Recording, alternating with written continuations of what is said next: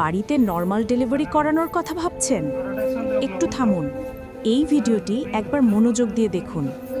কারণ অদক্ষ ব্যক্তির হাতে আপনার ও আপনার অনাগত সন্তানের জীবন কখনোই নিরাপদ নয়।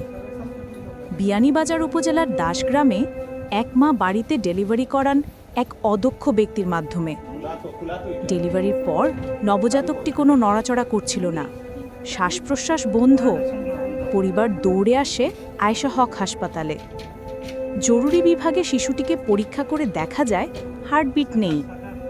সঙ্গে সঙ্গে ডাক্তার মোহাম্মদ শাহিদ আহমদ তুহিন স্যার দ্রুত শিশুটিকে ইনটিউবেশন করে সিপিআর শুরু করেন।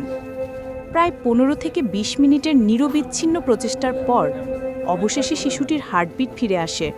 হার্ট রেট 130 বিট প্রতি মিনিটে এবং অক্সিজেন লেভেল 95%।